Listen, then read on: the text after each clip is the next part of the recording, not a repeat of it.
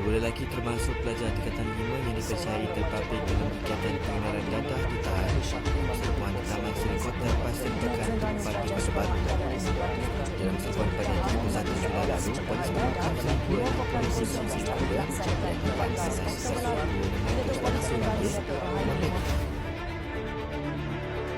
Remaja merupakan golongan yang sedang melalui fasa perubahan dari segi fizikal, mental, dan emosi.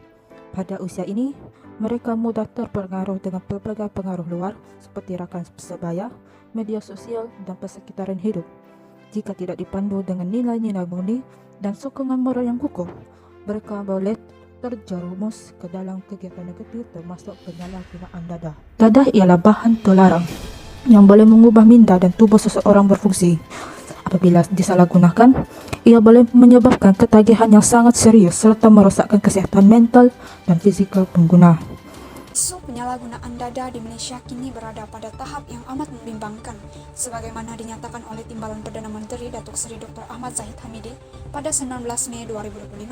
Statistik terkini menunjukkan sebanyak 192.857 kes penyalahgunaan dan penagihan dadah telah direkodkan sepanjang tahun 2024. Golongan belia khususnya lelaki berumur antara 15 hingga 39 tahun merupakan kumpulan paling terjejas, merangkumi 61% daripada jumlah keseluruhan.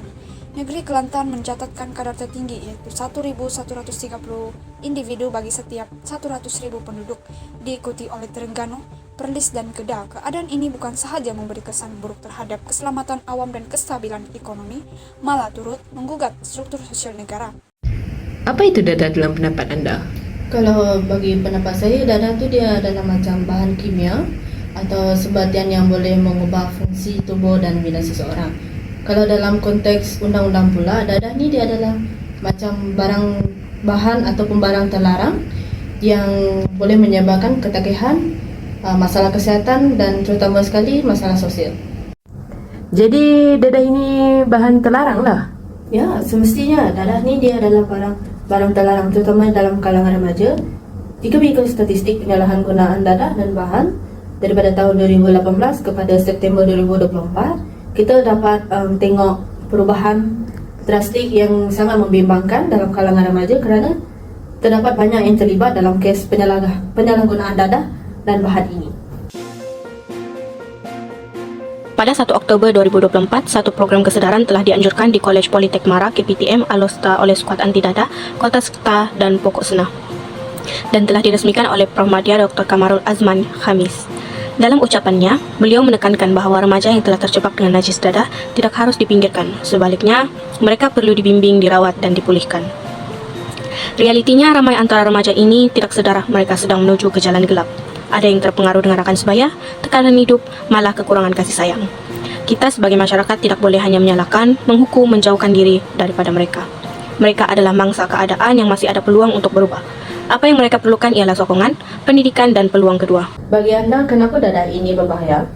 Dadah ni walaupun dia macam kecil je, macam bentuk pil, seruput dan dalam suntikan, tapi kesannya mampu mengubah minda serta kesihatan seseorang, terutamanya dalam dos yang besar. Jadi secara ringkasnya, dadah ni memang cukup berbahaya kepada orang dewasa. Maka kenapa remaja dapat terlibat dalam penyalahgunaan dadah ni?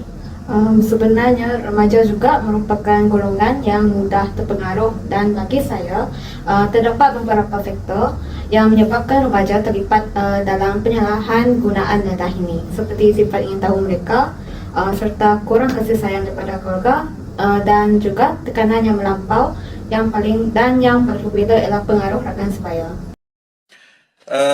Jadi betul, sebagaimana yang berhormat mungkin maklum bahawa laporan Tinjauan Kebangsaan Kesihatan dan Mobiliti NHMS pada tahun 2022 didapati 60,000 remaja di negara ini dikenal pasti terjebak dalam kegiatan penyalahgunaan dadah, manakala 106,000 remaja memiliki sejarah pengambilan barang-barang terlarang. Pengaruh rakan sebaya memang popular dalam kategori punca penyalahgunaan dadah dalam kalangan remaja. Jadi apa kesan dadah ni? Kesan dadah ada dua kategori, sama ada secara fizikal ataupun mental. Kalau dari segi fizikal, biasanya remaja tersebut akan mengalami berat badan menurun dan paling teruk akan membawa maut. Dari segi mental pula, remaja tersebut akan berhalusinasi dan cenderung untuk melakukan jenayah. Pada 29 Januari 2024 hingga 31 Januari 2024, Polis Diraja Malaysia Kebun Sarawak diterjui oleh Jabatan Serta Jenayah Narkotik telah mengadakan operasi tapis khas bilangan 1 2024 di seluruh negeri Sarawak.